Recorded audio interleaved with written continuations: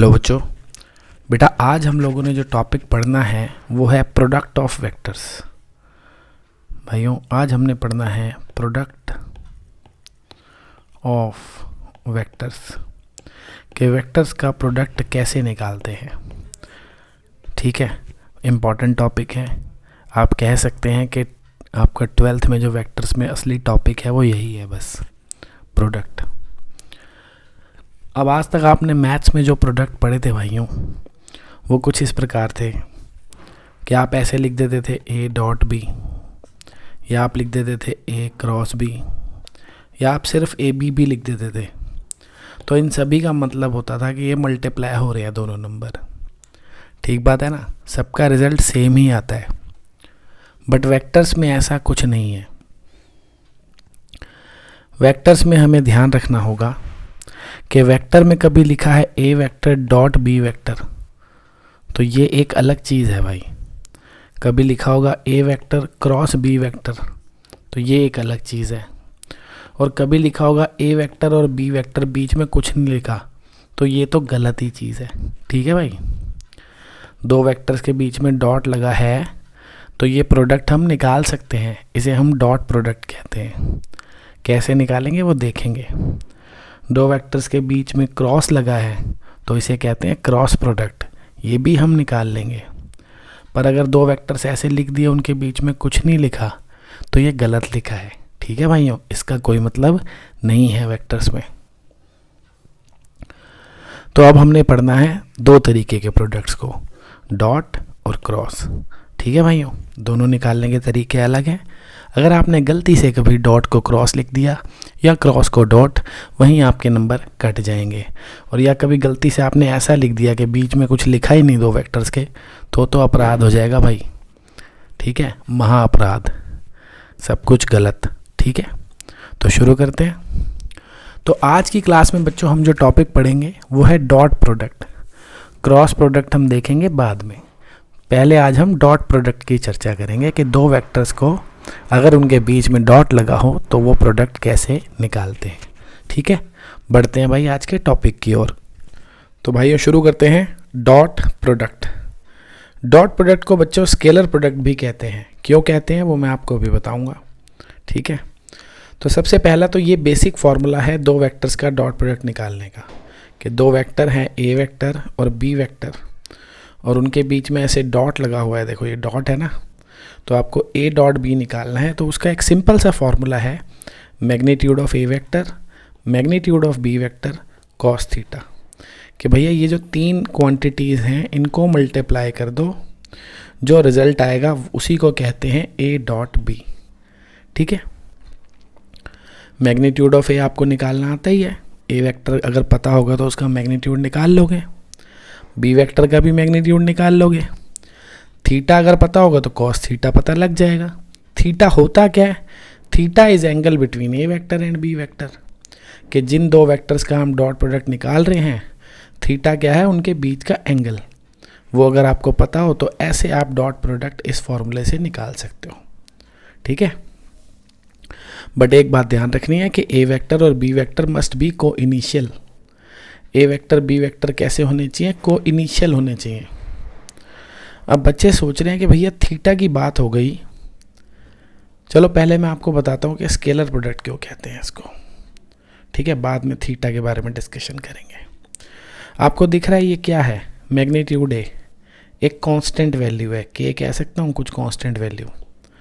ये भी एक कांस्टेंट वैल्यू है ना। ये कोई नया कांस्टेंट आ गया एम। कॉस थीटा ये भी एक कांस्टेंट वैल्यू है, कोई नया कांस्टेंट आ गया एन। अब तीन कांस्टेंट को मल्टीप्लाई करूंगा तो रिजल्ट तो भाइयों एक कांस्टेंट ही आएगा। कांस्टेंट रिजल्ट आ रहा है ना भाई। तीनों एंटिटीज में से कोई भी वेक्टर तो है नहीं, तीनों कांस्टेंट है, तो रिजल्ट कांस्टेंट यानी स्केलर। आंसर कैसा आ रहा है? एक स्केलर, मतलब एक नंबर आ रहा है, वेक्टर नहीं आ रहा। अब क्योंकि ए डॉट बी का रिजल्ट एक नंबर आता है, क्या आता है? एक नंबर।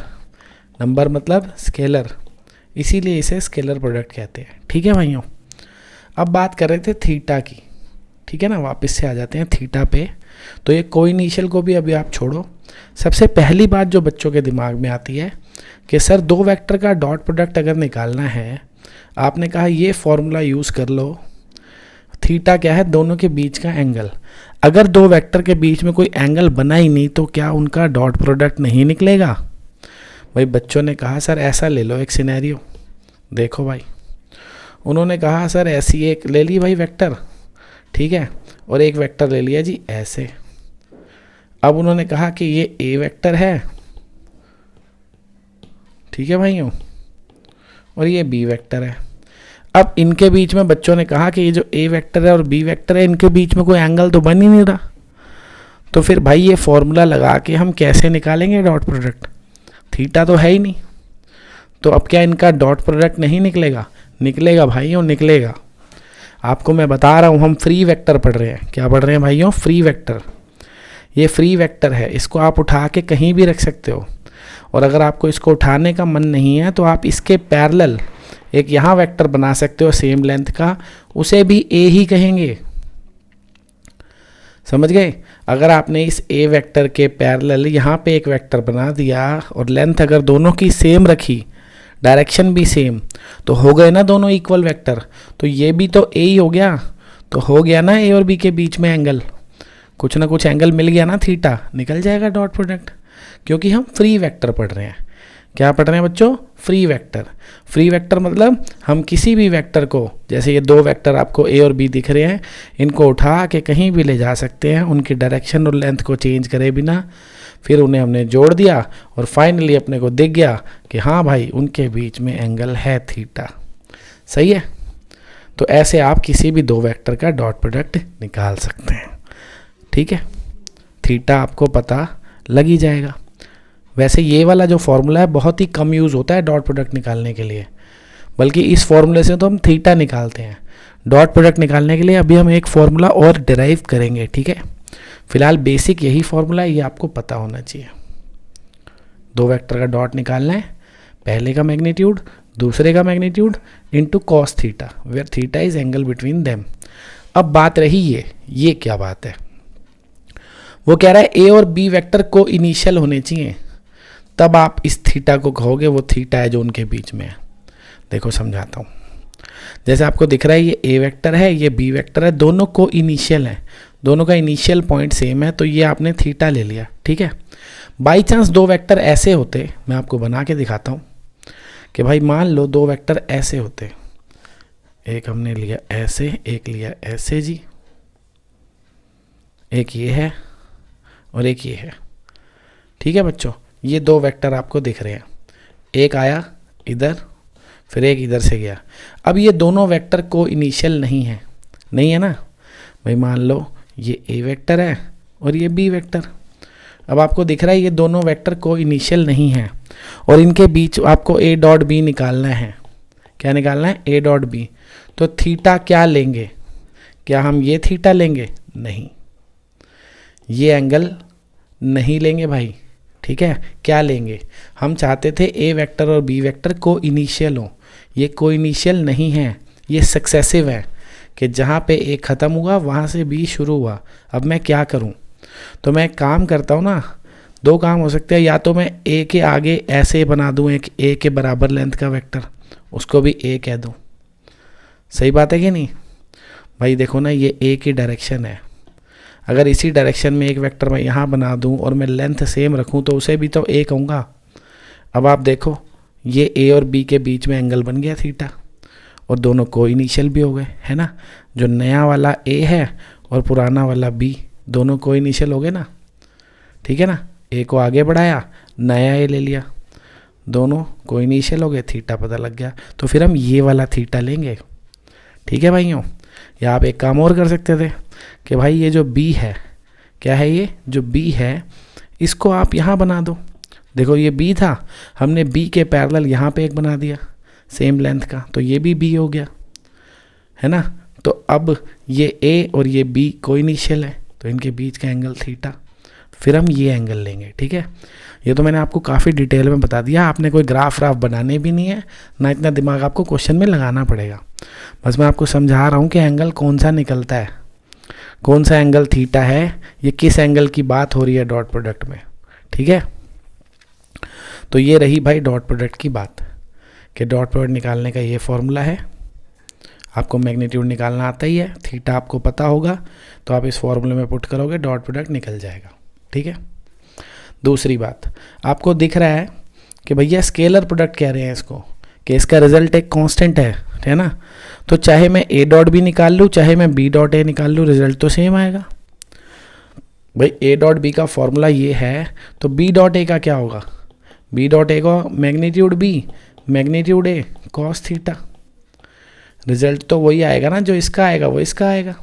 तो इसीलिए ए डॉट बी और बी डॉट ए एक ही बात होती है। ठीक है। क्रॉस प्रोडक्ट में ऐसा नहीं होगा, तो जितना बता रहा हूँ उतना ही ध्यान में रखना है कि डॉट प्रोडक्ट की अगर बात हो रही है, दो वेक्टर के बीच में डॉट लगा है, तो ए डॉट बी लिखा हो या B dot A, result will be same, दोनों का रिजल्ट सेम आएगा। ठीक है भाइयों, तो ये है हमारा डॉट प्रोडक्ट। अभी तक मैंने आपको सिर्फ यही फॉर्मूला बताया डॉट प्रोडक्ट का, जो कि बहुत ही कम यूज़ होता है डॉट प्रोडक्ट निकालने के लिए, बल्कि ये फॉर्मूला एंगल निकालने के लिए यूज़ होता है। जहाँ पे हमें ए डॉट बी पता होता है, ये दोनों भी पता होते हैं, तो हम एंगल निकालते हैं। और ए डॉट बी नहीं पता होता तो उसके लिए हम एक फॉर्मूला नया बनाएंगे अभी। ठीक है भाइयों, तो ये साथ साथ चीज़ें नोट करो, तब वीडियो को आगे कंटिन्यू करो।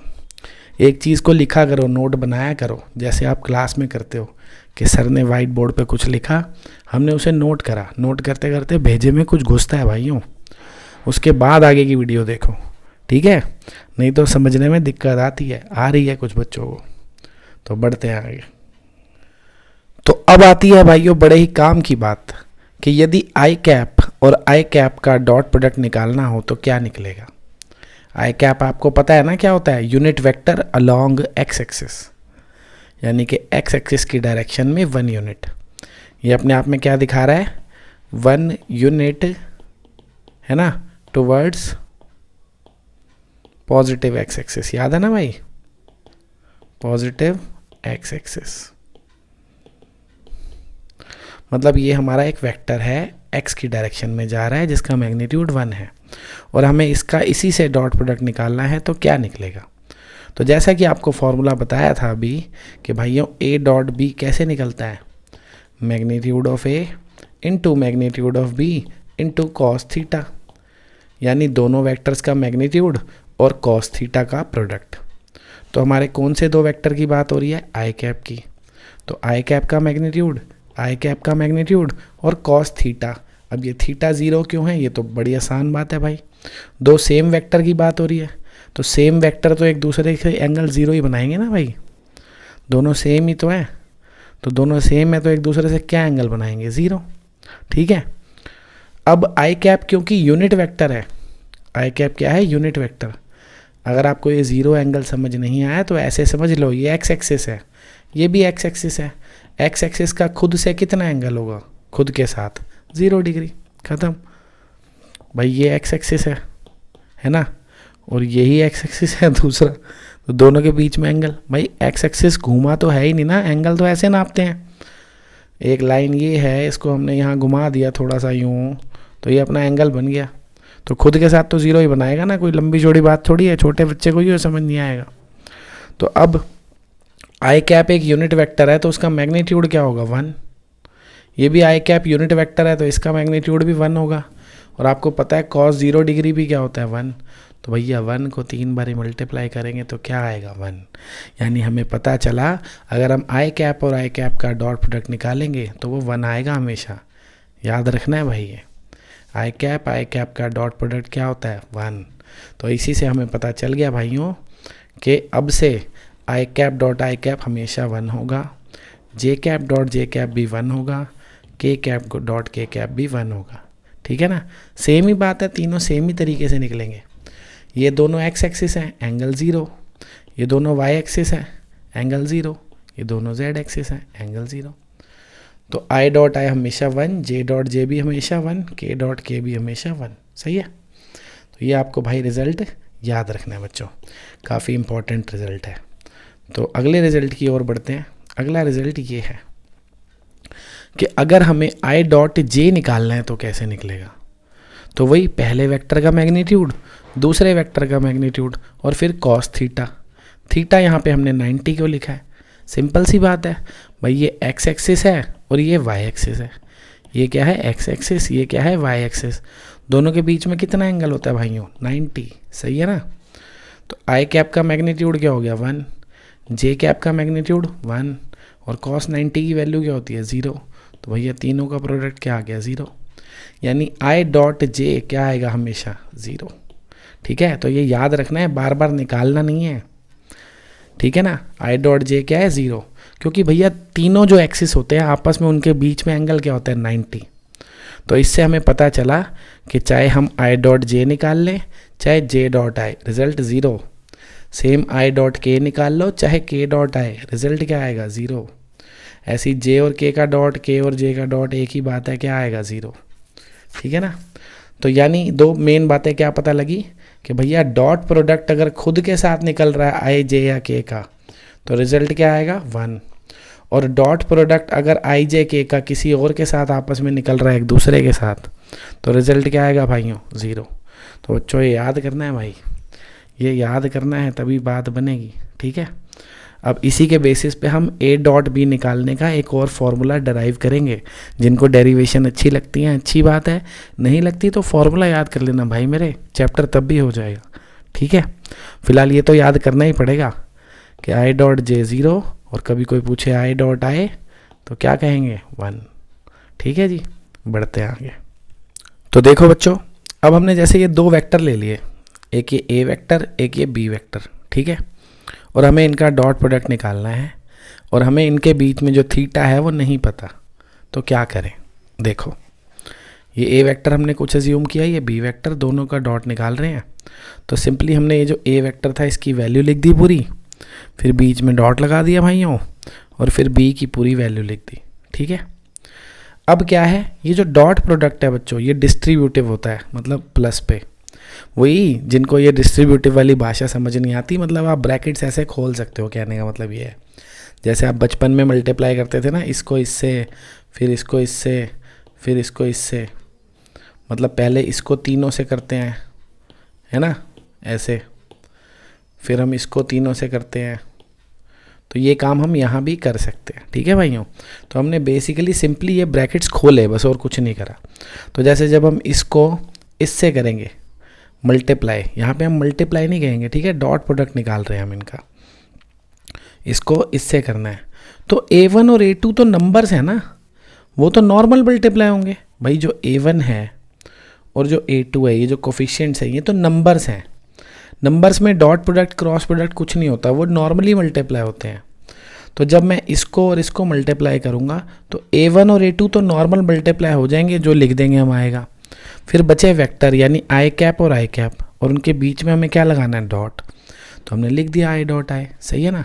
तो इस तरीके से हमने इस टर्म को इस टर्म से मल्टीप्लाई कर दिया और ये आ गया, सही है।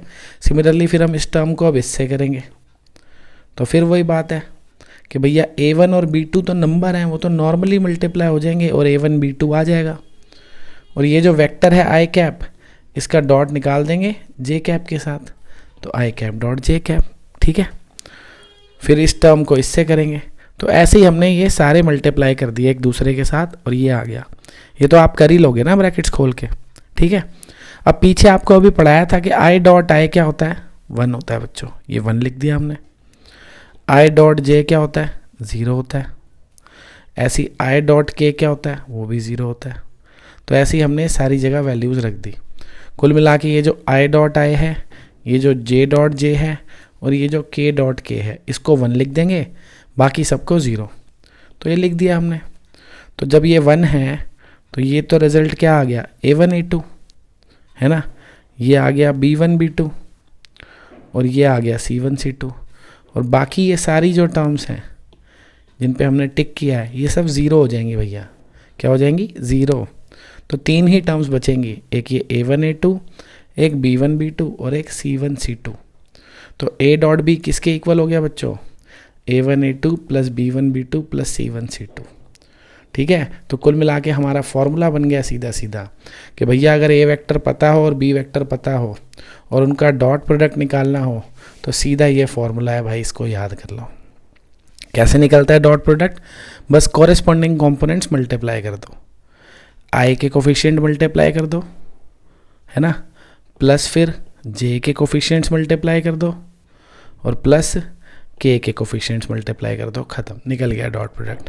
तो जिनको ये पूरी कहानी समझ में आ गई कहाँ से है, अच्छी बात है, नहीं आया तो याद करो ना, ख़त्म, बस ख़त्म भाई, सिंपल है कि दो वेक्टर दिए हुए हैं अगर आपको ऐसे 2i cap minus 3j cap plus 4k cap, और मान लो कोई बी वेक्टर है कुछ भी, मान लो 5i cap plus 2j cap minus 3k cap, और आपसे किसी ने पूछ लिया कि भाई a डॉट बी क्या होगा, तो आपने चुपचाप क्या लिख देना है, बस 2 इंटू 5 कितना होता है भाइयों, 10, सही है।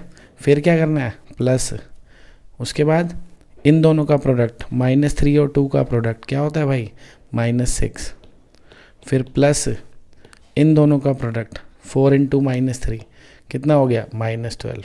तो ये आ गया हमारा डॉट प्रोडक्ट, ख़त्म, सही है ना। कितना आ गया भाई, ये -8 आ गया शायद। तो ये हमारा a डॉट बी निकल गया, इन दोनों वेक्टर्स का डॉट प्रोडक्ट। तो अब से जब भी दो वेक्टर का डॉट प्रोडक्ट निकालना है और वेक्टर्स पता है तो इस फॉर्मूले से निकालेंगे, किससे, इससे, ठीक है। लिख लेना भाइयों, समझ में आ गया हो तब भी, नहीं आया हो तब भी याद कर लो, अप्लाई करना तो समझ आ ही गया होगा। अगर ये अप्लाई करना भी समझ नहीं आ रहा कि दिस इंटू दिस लिखना है पहले, फिर प्लस दिस इंटू दिस लिखना है, फिर दिस इंटू दिस लिखना है, अगर ये भी नहीं कर पाओगे तो फिर तो समस्या हो जाएगी भाई। ये निकल गया a डॉट बी। तो ये देख के आपको ये भी पता चल गया होगा कि डॉट प्रोडक्ट नेगेटिव भी आ सकता है, कांस्टेंट आना है भाई, नेगेटिव पॉजिटिव कुछ भी आ सकता है, ठीक है ना। सीधी सी बात थी यार, फॉर्मूला क्या था, magnitude a magnitude b cos theta. अब मैग्नीट्यूड a पॉजिटिव होता है, मैग्नीट्यूड b भी पॉजिटिव होता है, कॉस थीटा तो आपको पता है ना, पॉजिटिव नेगेटिव कुछ भी हो सकता है, थीटा पे डिपेंड करता है, तो इसीलिए डॉट प्रोडक्ट नेगेटिव पॉजिटिव कुछ भी आ सकता है, ठीक है। तो ये फॉर्मूला लिख लो भाई, याद कर लो इसे, बढ़ते हैं आगे। हाँ तो भाइयों अब निकालेंगे दो वेक्टर्स के बीच में एंगल बिटवीन टू वेक्टर्स, ठीक है। कि आपको दो वेक्टर दे रखे हैं, एक ए वेक्टर ऐसे और एक ऐसे बी वेक्टर, ये दो वेक्टर गिवन है और आपको उनके बीच में एंगल निकालना है। तो ये फॉर्मूला है भाई, ये तो आपने पढ़ा ही था, अभी पढ़ा नहीं था ये, A dot B is equals to magnitude of A magnitude of B cos theta, पढ़ा था ना भाइयों। तो इसी से तो आ गया ये, कोई दिक्कत है क्या इस बात में, सिंपल क्रॉस मल्टीप्लिकेशन इधर उधर बस, और क्या करा है। तो ये हो गया हमारा कि अगर हमें दो वेक्टर्स पता है तो ऐसे हम एंगल निकाल सकते हैं कि भैया ए डॉट बी हमें निकालना आता ही है, इस फॉर्मूले से आता है ना, और एक वेक्टर का मैग्नीट्यूड हम निकाल ही लेंगे, इस वेक्टर का मैग्नीट्यूड ये निकल गया, और बी वेक्टर का मैग्नीट्यूड, इस वाले वेक्टर का मैग्नीट्यूड ये निकल गया। तो जब आपको ए डॉट बी निकालना भी आता है, दोनों का मैग्नीट्यूड भी आता है, और वो कॉस थीटा के इक्वल है ये ड्रामा, तो भैया थीटा तो अपने आप निकलेगा, क्या नहीं निकलेगा। याद करो भाई इस फॉर्मूले को फिर, ठीक है। एक फॉर्मूला ये भी है एंगल निकालने का, कि क्या कर सकते हो आप कि दो वेक्टर ए और बी हैं और वो वेक्टर के बीच में एंगल निकालना है, तो आप ऐसे भी निकाल सकते हो, A cap dot B cap equals to cos theta. कैसे बना, बहुत सिंपल है, ये ए वेक्टर और मैग्नीट्यूड ऑफ ए वेक्टर है जो भाई, ये कैप ही तो होता है मेरे भाई, होता है ना। ऐसे ही ये B vector upon magnitude of B vector क्या होता है, बी कैप, तो निकल गया ना A cap dot B cap. तो एक फॉर्मूला ये भी है। ये फॉर्मूला क्या कहना चाह रहा है, ये कह रहा है कि भाई दो वेक्टर के बीच में एंगल निकालना है, आपको मान लो एक्चुअल वेक्टर नहीं पता, सिर्फ उनके यूनिट वेक्टर पता है, तो भी आप इस फॉर्मूले से उनके बीच में एंगल निकाल सकते हो। यार एक बात बताओ, एक्स और वाई एक्सिस के बीच में एंगल आपको पता है ना 90 डिग्री होता है, तो आई और जे के बीच में एंगल भी तो 90 डिग्री होता है। क्या फ़र्क है दोनों में, आई जे में और एक्स वाई में, कि एक्स और वाई एक्सिस तो पूरे लंबे हैं भैया इन्फिनिटी तक, आई और जे बेचारे छोटे हैं, पर डायरेक्शन तो सेम है ना। आई और जे की लेंथ 1 है, इनकी लेंथ पता नहीं कितनी है, इन्फानाइट है, पर एंगल तो सेम रहेगा ना, चाहे एक्स वाई की बात करो चाहे एक्स वाई के यूनिट वेक्टर की बात करो। तो ऐसे ही ए वेक्टर और बी वेक्टर के बीच का एंगल उनके यूनिट वेक्टर से भी तो निकाला जा सकता है, सेम ही तो एंगल होगा, सही है ना। तो ऐसे भी निकाला जा सकता है। अब ये कहाँ से आया, ये वैसे आपको खुद समझ आ जाना चाहिए था अगर आपको यूनिट वेक्टर निकालने आते हैं, तो नहीं आते तो मैं दिखा देता हूँ। ये ए वेक्टर है, ये बी वेक्टर है, आपको ए कैप और बी कैप निकालने आते होंगे। ऐसे निकालते हैं ना भाई, ए वेक्टर को ए वेक्टर के मैग्नीट्यूड से डिवाइड कर दो, ए वेक्टर को उसके मैग्नीट्यूड से डिवाइड कर दो, ए कैप मिल जाता है ना। ये ए वेक्टर था, ये मैग्नीट्यूड था। ये आपको पता ही है, जब अलग अलग करेंगे तो ये क्या बन जाएगा भाई, L1 है ना। और B1 अपॉन दिस क्या बन जाएगा, M बन जाएगा। डायरेक्शन कोसाइंस बन गए ना ये। और C अपॉन दिस क्या बन जाएगा, N बन जाएगा। ठीक है ना। तो ये अपना ए कैप आ गया। ऐसे ही ये अपना बी वेक्टर को उसके मैग्नीट्यूड से डिवाइड करके बी कैप निकल गया। अब इन दो वेक्टर्स का अगर डॉट प्रोडक्ट निकालना हो तो कैसे निकलता है डॉट प्रोडक्ट, बताया तो था, कोरिस्पॉन्डिंग कंपोनेंट्स मल्टीप्लाई करके ऐड कर दो, यानी आई के कोफिशिएंट्स मल्टीप्लाई कर दो, L1 L2 प्लस जे के कोफिशिएंट M1 M2 प्लस के कोफिशिएंट N1 N2। तो ये हमें ए कैप और बी कैप का डॉट प्रोडक्ट मिल गया ना भाइयों। तो भैया एंगल निकालने का ये फॉर्मूला भी है कि दो वेक्टर हैं ए और बी और उनके बीच का एंगल निकालना है, तो कॉस थीटा को आप इसके इक्वल भी लिख सकते हो। अब ये फॉर्मूला ऐसे कहीं पे दिया नहीं होता, लेकिन ये फॉर्मूला मेरे भाई यूज़ होगा एक जगह 3D चैप्टर में, फिर बच्चे कहते हैं कैसे आया ये, ठीक है ना। तो ये फॉर्मूले सारे याद रखने हैं कि बाई चांस आपको वेक्टर नहीं पता, सिर्फ उन वेक्टर के डायरेक्शन को साइंस पता है, तो भी आप इस फॉर्मूले से उनके बीच का एंगल निकाल सकते हो। तो भैया ये फॉर्मूले लिख लो, सारे याद कर लो कि वेक्टर्स पता हो तो इस फॉर्मूले से निकाल लेंगे। वेक्टर नहीं पता, डायरेक्शन को साइन पता है, तो कॉस थीटा को इसके इक्वल रख के अपना निकाल लेंगे। ठीक है। तो ये दो तरीके हो गए एंगल निकालने के। बड़े भाई आगे चलो। तो अब आती है भाई एक छोटी सी काम की बात कि अगर कोई दो वेक्टर परपेंडिकुलर हैं ए और बी, तो आपको पता है उनके बीच का एंगल क्या हो जाएगा, 90। परपेंडिकुलर मतलब एंगल 90। तो जब थीटा 90 होगा तो कॉस थीटा की वैल्यू तो ज़ीरो होगी ना। कॉस 90 क्या होता है मेरे भाइयों, कॉस 90 डिग्री ज़ीरो होता है ना। तो इसीलिए कॉस थीटा क्या हो गया, ज़ीरो। और अभी आपने पीछे पढ़ा कि कॉस थीटा जो है भैया, कॉस थीटा किसके इक्वल होता है, A dot B upon magnitude of A into magnitude of B, पढ़ा ना ये। तो जब कॉस थीटा ज़ीरो है तो भैया ये भी तो ज़ीरो होगा। अब ये ज़ीरो है, इसका क्या मतलब है कि ए डॉट बी ज़ीरो है। सही बात है कि नहीं। ये क्रॉस मल्टीप्लाई हो गया ना वहाँ ज़ीरो से, ऐसे समझ लो जैसे आप बचपन में करते थे। बाकी बात तो ये है कि भैया दो चीज़ों की रेशो ज़ीरो कब होती है, जब ऊपर वाला यानी न्यूमरेटर ज़ीरो हो। तो ये पूरा ज़ीरो है, इससे क्या पता चला कि ए डॉट बी ज़ीरो है, और ए डॉट बी ऐसे निकालते हैं तो ये ज़ीरो हो गया। सही है।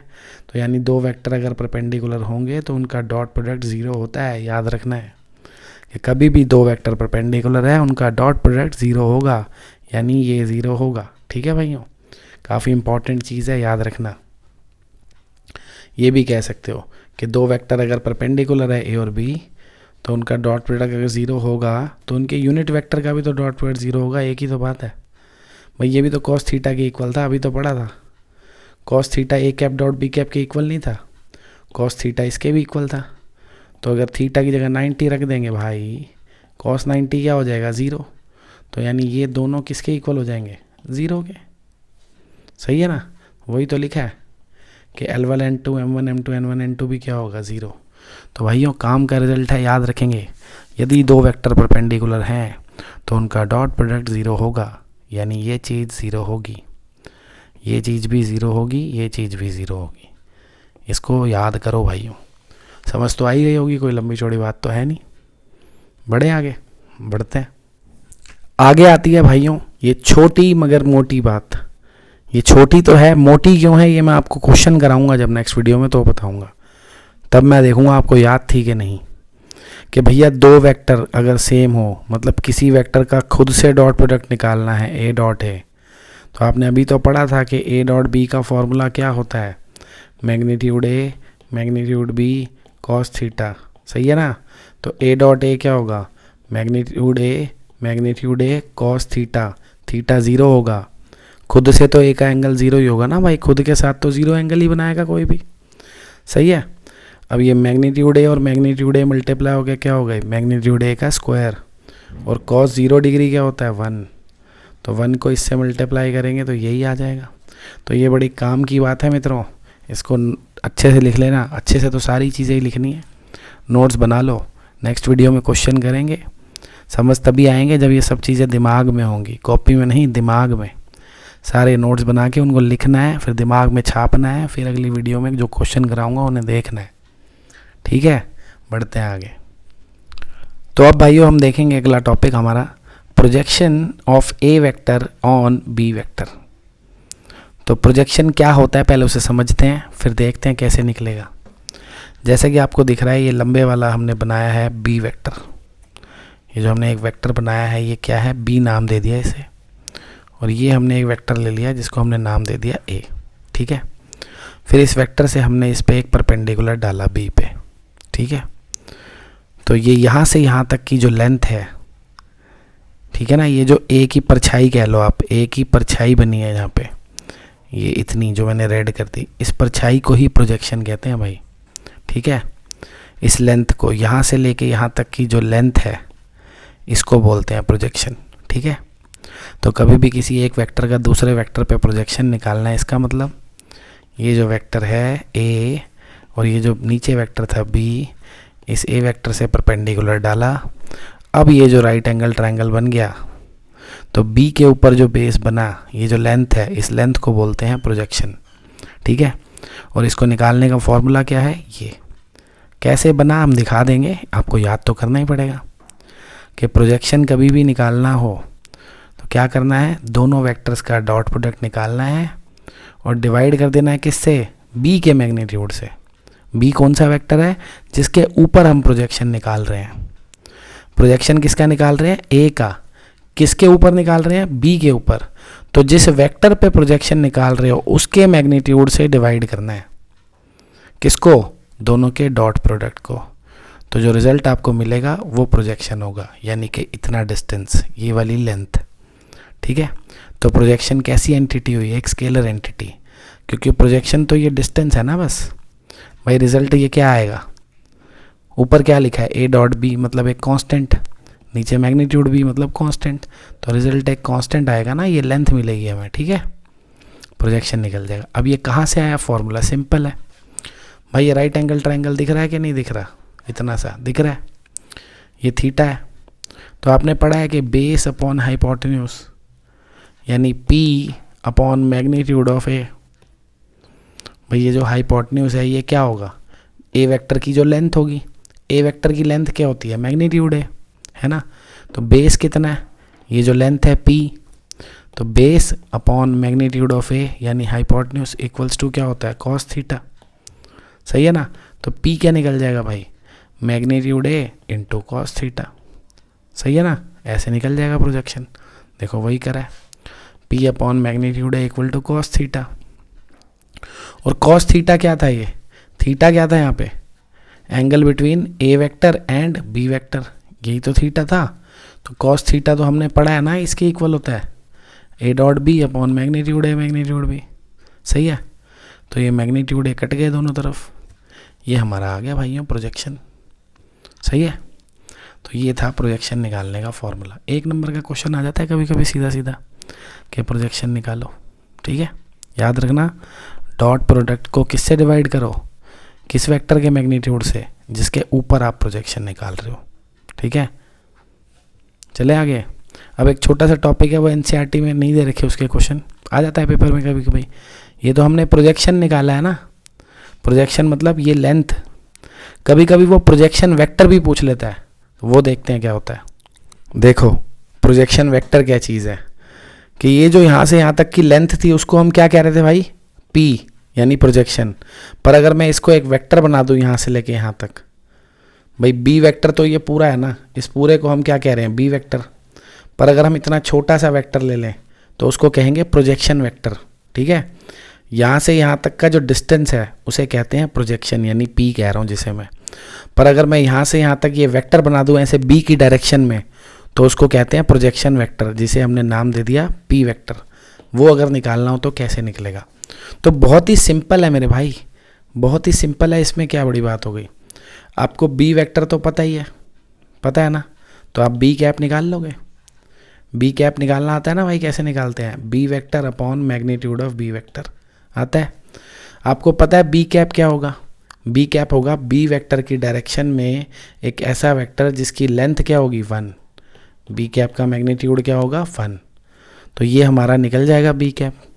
अब बी कैप क्या इसी को कहेंगे क्या इसे बी कैप नहीं कह सकते भाई? बी के ऊपर भी तो हो सकता था ना बी कैप, लेंथ अगर 1 कर दूँ तो, है ना? तो मान लो कि ये बी कैप है। अब मुझे क्या चाहिए? यहाँ से यहाँ तक का वेक्टर। यानी बी कैप में और ये पी वेक्टर में क्या फ़र्क है? लेंथ का फ़र्क है बस, डायरेक्शन तो सेम है। तो क्या करूँ भाई? बी कैप जो है इसकी लेंथ कितनी है 1। अगर मैं ये जो पी जो डिस्टेंस है, पी जो नंबर है, जो लेंथ है, उससे इस बी कैप को मल्टीप्लाई कर दूँ तो क्या होगा? अगर हम पी को बी कैप से मल्टीप्लाई कर दें तो क्या होगा? ये जो बी कैप वेक्टर है उसकी डायरेक्शन पे फ़र्क पड़ेगा? नहीं पड़ेगा।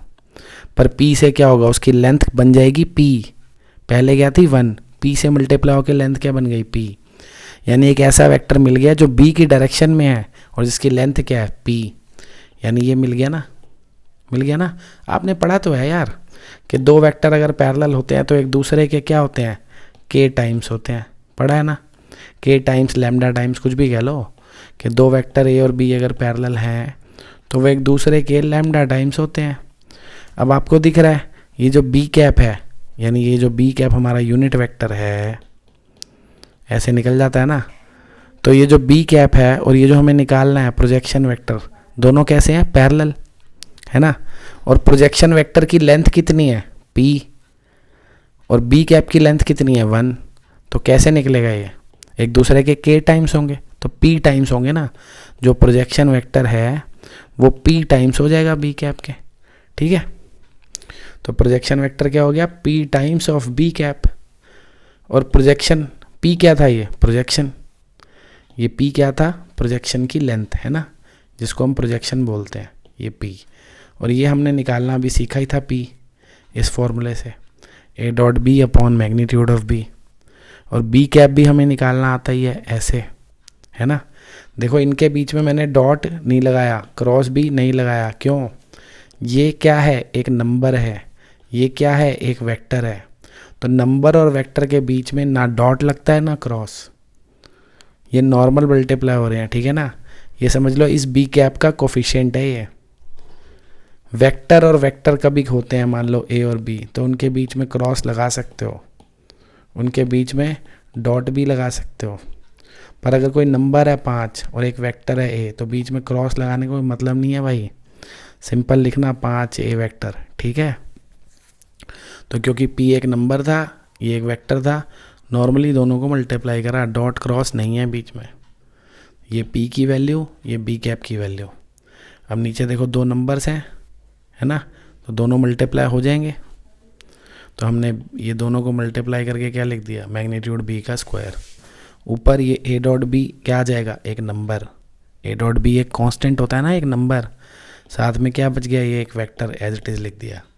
तो कुल मिला के ये तो पूरा एक नंबर ही है, साथ में एक वेक्टर। तो प्रोजेक्शन वेक्टर क्या है? बी वेक्टर के इतने टाइम्स, कि बी वेक्टर को हम इस एंटिटी से मल्टीप्लाई करेंगे तो हमें प्रोजेक्शन वेक्टर मिलेगा। सही है? ये प्रोजेक्शन वेक्टर निकालने का फॉर्मूला है, याद रखना भाई।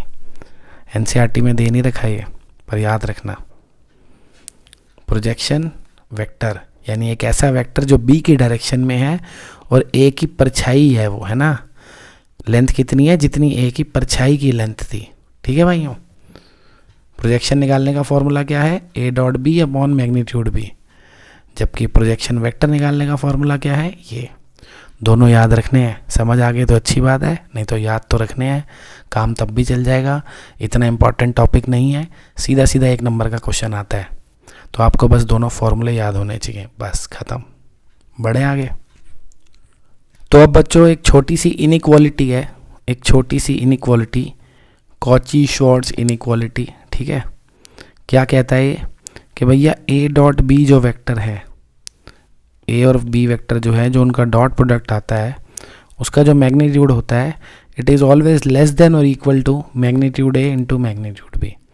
मतलब दो वेक्टर का अलग अलग मैग्नीट्यूड निकाल के अगर आप मल्टीप्लाई करोगे और पहले उनका डॉट प्रोडक्ट निकाल के फिर मैग्नीट्यूड निकालोगे, तो ये वाली जो साइड होगी ये ज़्यादा होगी इस वाली साइड से या इक्वल होगी, कम नहीं हो सकती। ऐसा इस बंदे ने ऑब्जर्व किया था, ठीक है। किसने? Cauchy Schwarz. नाम आप जो मर्जी पढ़ लो, मेरे तो यही पढ़ने में आ रहा है। कॉची श्वार्ट्ज के नाम से मशहूर थी ये इनइक्वालिटी। मतलब इसने एक ये फॉर्मूला टाइप दिया था, एक रिलेशन दिया था कि ऐसा होता है भैया, ठीक है। अब परेशान मत होना, इसके ऊपर कोई क्वेश्चन पेपर में नहीं पूछेंगे आपसे, कोई भी नहीं आता जनरली, ना है बुक में कोई क्वेश्चन। बस आपको इसका प्रूफ पूछ लेते हैं पेपर में। 2 इनइक्वालिटी हैं, दोनों के प्रूफ दिखाऊंगा। कभी कभी कंबाइंड क्वेश्चन आ जाता है 4 नंबर में, दोनों को प्रूफ करो, या 1-2 नंबर में अलग अलग आ जाते हैं, प्रूफ करो। छोटा सा प्रूफ है, बड़ा आसान सा, ठीक है। तो देखते हैं इसका प्रूफ। बहुत ही सरल है भाई। हम लिख देंगे वी नो कि भैया कॉस थीटा जो है इसकी वैल्यू हमेशा 1 से कम होती है या इक्वल होती है। पता है ना कि जो कॉस थीटा है इसका मैग्नीट्यूड, मतलब इसकी वैल्यू हमेशा 1 से कम होती है या इक्वल होती है। कॉस कभी 1 से ज़्यादा नहीं होता, चाहे थीटा कितना भी बड़ा छोटा हो। पता है ना, कॉस में कितना भी एंगल डाल लो आप, रिजल्ट 1 से कम ही आता है या 1 आता है, उससे ज़्यादा नहीं आता। और आपने अभी पढ़ा पीछे कि कॉस थीटा को हम लिख सकते हैं a dot B upon magnitude A magnitude B. लिख सकते हैं कि नहीं भाइयों? कॉस थीटा को ये लिख सकते हैं ना, अभी तो पढ़ा था पीछे। सिंपल है, सरल। अब ये जो मॉड है इसको अलग अलग कर लेते हैं, ऊपर नीचे। ऊपर a डॉट बी पे मॉड, अब नीचे तो मॉड का कोई मतलब ही नहीं बचा ना। सुनो क्यों भाई, देखो ऊपर a डॉट बी था, एक नंबर था, नेगेटिव पॉजिटिव कुछ भी हो सकता था, तो मॉड लगाया, मॉड उसको पॉजिटिव करेगा, इसलिए मैंने मॉड लगा दिया ऊपर। नीचे ये दोनों तो पहले से ही पॉजिटिव हैं, तो इन पे एक और मॉड लगा के क्या उखाड़ लूँगा मैं। लगाना है लगा लो, तुम्हारी मर्जी है। ये आ गया। अब इसको भैया क्रॉस मल्टीप्लाई कर देता हूँ यहाँ, तो क्या आ जाएगा कि a डॉट बी का mod is less than equal to magnitude of a vector into magnitude of b vector.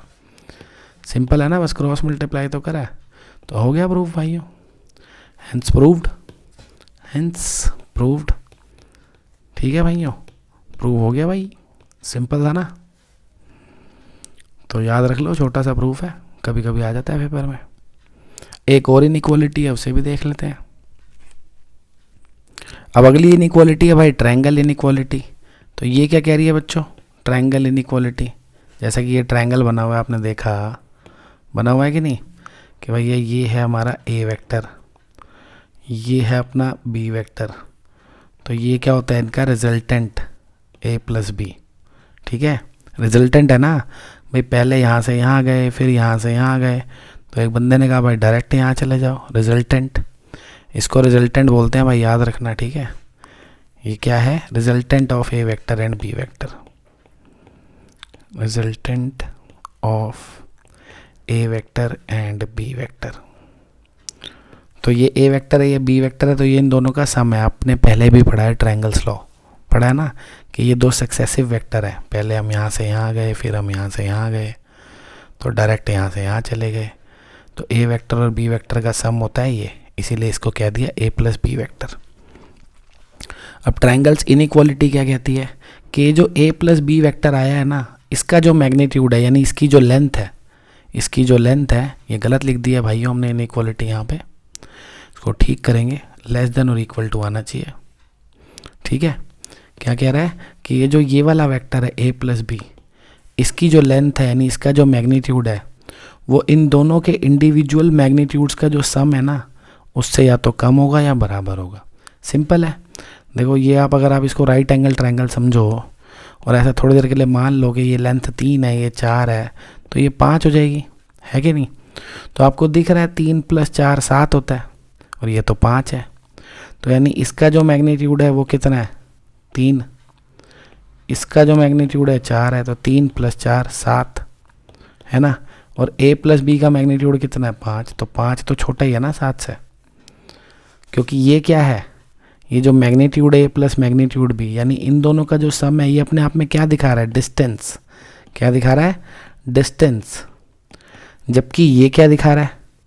a plus B का मैग्नीट्यूड क्या दिखा रहा है? डिस्प्लेसमेंट। डिस्प्लेसमेंट, ठीक है ना। तो डिस्प्लेसमेंट भैया डिस्टेंस से कम ही होती है या बराबर होती है, ज़्यादा कभी नहीं हो सकती। ठीक है ना। डिस्टेंस क्या होता है, टोटल आप कितना चले, टोटल आप यहाँ से यहाँ गए, यहाँ से यहाँ गए, इतना डिस्टेंस आपने कवर करा साथ। डिस्प्लेसमेंट है मिनिमम डिस्टेंस आपकी स्टार्टिंग और फाइनल पोजीशन के बीच में, यानी ये, तो वो 7 से ज़्यादा तो नहीं हो सकता ना भाई, मिनिमम निकाल रहे हैं, शॉर्टेस्ट पाथ लेंगे हम। यही अगर आप एक सीधी सीधी लाइन में ऐसे चल रहे होते 3 और 4, तब आपका डिस्टेंस भी 7 होता और आपकी डिस्प्लेसमेंट भी 7 होती, बराबर हो जाते। लेकिन डिस्प्लेसमेंट कभी डिस्टेंस से ज़्यादा नहीं हो सकती। वही ये कह रहा है कि ए प्लस बी का जो मैग्नीट्यूड है वो मैग्नीट्यूड ए और मैग्नीट्यूड बी के सम से या तो कम होता है या बराबर होता है। ठीक है, इसे कहते हैं ट्रायंगल इनइक्वालिटी। प्रूफ देख लेते हैं भाइयों। ठीक है, ये तो मैंने आपको लॉजिकली समझा दिया, अब आप प्रूफ देख लो। प्रूफ, इस प्रूफ में काम आएगी भाइयों छोटी मगर मोटी बात, छोटी मगर मोटी बात काम आने वाली है अपने। हम लिखेंगे वी नो कि magnitude of A plus B का square can be written as A plus B vector dot A plus B vector. ठीक है भाइयों, लिख सकता हूँ ना, ये आपको एक छोटी मगर मोटी बात बताई थी कि ए वेक्टर के मैग्नीट्यूड का स्क्वायर ए डॉट ए के इक्वल होता है। बताया था ना ये कि एक वेक्टर का उसी से डॉट निकालोगे तो वो उसके मैग्नीट्यूड के स्क्वायर के इक्वल होता है। तो ए प्लस बी का ए प्लस बी से ही अगर डॉट निकालूंगा तो वो ए प्लस बी के मैग्नीट्यूड के स्क्वायर के बराबर होगा भाइयों। ठीक है, देखो यहाँ पे ये मैग्नीट्यूड है, यहाँ पे ये नॉर्मल ब्रैकेट है, मैग्नीट्यूड नहीं है। ठीक है, तो इसको ये लिख सकते हैं। अब ये नॉर्मली ब्रैकेट्स खोल देता हूँ जैसे छोटे बच्चे खोलते हैं, सबको सब से कर देता हूँ, है ना, मल्टीप्लाई जैसे करते हैं। तो A dot A, A dot B, B dot A, B dot B. Simple है ये तो। इससे ये कैसे आया ये तो समझाना तो फिर भाई अलग ही बात हो जाएगी, है ना, 6th क्लास में जाना पड़ेगा। अब ए डॉट ए क्या होता है, फिर से छोटी मगर मोटी बात लगा देते हैं कि ए डॉट ए को मैग्नीट्यूड ए स्क्वायर लिख सकते हैं। इस ए डॉट ए को मैग्नीट्यूड ए स्क्वायर लिख सकते हैं ना। और आपको पता है कि ए डॉट बी और बी डॉट ए तो बराबर ही होते हैं, पता है कि नहीं पता? चलो अच्छी बात है, पता है तो ए डॉट बी को एज इट इज़ उतार दिया, बी डॉट ए को क्या लिख दिया, ए डॉट बी। क्या करा, इस बी डॉट ए को ए डॉट बी लिख दिया। और बी डॉट बी को क्या लिखेंगे भाई, मैग्नीट्यूड ऑफ बी स्क्वायर।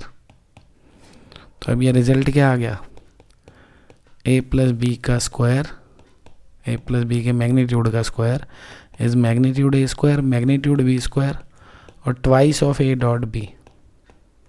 सही है ना, ए डॉट बी क्या हो जाएगा, twice of A dot B. अब क्या इसमें फॉर्मूला लग सकता है? नहीं लग सकता भाइयों, नहीं लग सकता। ये मैग्नीट्यूड ए लिखा है, ये सिर्फ ए लिखा है। अगर यहाँ मैग्नीट्यूड ए और मैग्नीट्यूड बी होता तब लगता फॉर्मूला कि ए स्क्वायर बी स्क्वायर 2ab। तो अभी इसमें फॉर्मूला नहीं लगेगा भाई जो आप सोच रहे हो। ये एक नंबर है मैग्नीट्यूड है, ये भी एक नंबर है, पर ये तो भैया वेक्टर्स हैं। क्या है, वेक्टर्स, वेक्टर्स का डॉट प्रोडक्ट। अब क्या करें, अब क्या करें, देखो देखो भाइयों, अभी आपने पढ़ा था कि ए डॉट बी का जो मैग्नीट्यूड होता है वो छोटा होता है या इक्वल होता है magnitude A into magnitude B के। पढ़ा था भाइयों, पढ़ा था ना। चलो, तो यानी कि हमें पता चल गया ये जो ए डॉट बी है ये छोटा होता है इससे, है ना। तो हम एक काम करते हैं, इस साइड को तो ऐसे ही रहने देते हैं, ठीक है। और एक काम करता हूँ, मैग्नीट्यूड ए स्क्वायर को भी ऐसे रहने देता हूँ, बी स्क्वायर को भी ऐसे रहने देता हूँ, और ए डॉट बी की जगह मैग्नीट्यूड ए मैग्नीट्यूड बी लिख देता हूँ, ठीक है। बीच में यहाँ पे क्या साइन आएगा वो मैंने लगाया नहीं। देखो ये दोनों चीज़ें इक्वल थी, ऐसा हम ऊपर से पढ़ते हुए आ रहे हैं भाई, स्टेप बाय स्टेप हम चलते आए। हमें पता था ये वाली साइड और ये वाली साइड इक्वल है। फिर मैंने क्या झोल झाल किया, मैंने ए डॉट बी की जगह ये लिख दिया। क्या किया मैंने, ए डॉट बी की जगह ये लिख दिया। तो क्या हो गया भाई, ये जो नया चीज़ लिख दी वो पिछली चीज़ से बड़ी है। मैग्नीट्यूड ए मैग्नीट्यूड बी जो होता है वो ए डॉट बी से बड़ा होता है, कोची श्वार्ट्ज में पढ़ा था। तो यानी ये वाली साइड जो है मैंने इसको बढ़ा दिया, इसकी वैल्यू इंक्रीज़ कर दी, क्योंकि ए डॉट बी की जगह उससे बड़ा कुछ लिख दिया। अभी पिछले स्टेप में ये दोनों बराबर थे, अब हमने क्या किया, RHS में बढ़ा दी वैल्यू, तो अब जो नई RHS आई है वो LHS से क्या होगी, बड़ी हो जाएगी भाई। क्या हो जाएगी, बड़ी या इक्वल। समझ गए ना क्यों? क्योंकि हमने पढ़ा था ये जो लिखा है ये ए डॉट बी से या तो बड़ा होता है या बराबर होता है ना। तो बराबर तो हमने लिखा ही है भाई, इक्वल तो इधर भी था और इधर भी है। और ये बड़ा क्यों लगाया है, क्योंकि ये ए डॉट बी से बड़ा है। पहले ये दोनों बराबर थे, अब हमने ए डॉट बी को हटा के उससे बड़ी कोई चीज़ रख दी, तो इसलिए RHS पहले तो बराबर थी, अब RHS बड़ी हो गई। ख़त्म हो गया भाइयों प्रूफ। ठीक है भाइयों, पल्ले पड़ गई बात। तो चलो आज की क्लास हम यहीं पे समाप्त करेंगे। और आज आपका कोई होमवर्क नहीं है, बस आपको ये नोट्स बनाने हैं, अच्छे से अपने दिमाग में भी छापना है, कॉपी में भी छापना है। फिर नेक्स्ट वीडियो में मैं क्वेश्चन कराऊंगा, उसे देखना है। पहले सारा का सारा कंसेप्ट अपने दिमाग में छापना है, उसके बाद अगली वीडियो देखनी है। ठीक है भाइयों, तब तक के लिए अलविदा।